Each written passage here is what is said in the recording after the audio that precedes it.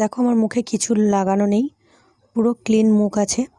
তো এবার আমি ফার্স্ট কি করব, একটা ওয়েট টিস্যু নিয়ে আগে মুখ, চোখ, গলা ভালো করে পরিষ্কার করে নেব।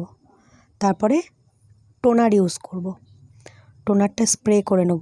নেওয়ার পর আমরা কিন্তু কোনো টিস্যু বা কোনো কিছু দিয়ে আমরা ওটাকে মুছবো না, ওটাকে আমরা হাত দিয়ে এইভাবে হালকা হালকা হাতে ড্যাব ড্যাব করব। তারপরে একটু অপেক্ষা করব যাতে টোনারটা স্কিনের মধ্যে অ্যাবজর্ব হয়। দেন আমরা ইউজ করব একটা ময়শ্চারাইজার। যেরকম মনে করো একটা ময়শ্চারাইজার ইউজ করবে ভালো, আমি প্রেফার করব ল্যাকমি পিচ মিল্ক। দেন তারপরে আমরা ইউজ করব একটা সানস্ক্রিন। যদি দিনের বেলা মেকআপ করি তাহলে সানস্ক্রিন, আর রাত্রিবেলা মেকআপ করলে নাইট ক্রিম। তো আমি রাত্রিবেলা মেকআপ করছিলাম তাই আমি একটু নাইট ক্রিম মেখে নিলাম। নিয়ে ওটাকে ভালো করে মুখের মধ্যে মেখে নেব।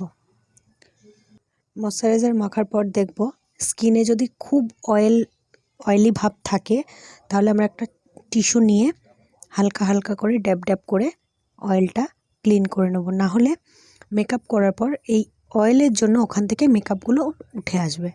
তারপরে একটা ভালো প্রাইমার নেব। আমি কালার বার প্রাইমার ইউজ করি, তো অল্প কোয়ান্টিটিটা নেব। নিয়ে পুরো ফেস, গলা সব কিছু অ্যাপ্লাই করব। তারপরে একটা কালার কারেক্টার নেব।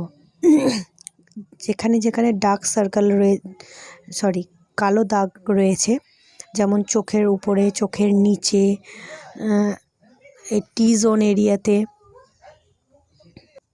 যেহেতু আমার স্কিনটা একটু লাইট, তো তার জন্য খুব ডার্ক কালার ইউজ করব না, কালার কারেক্টার হালকা লাইট অরেঞ্জ ইউজ করলাম।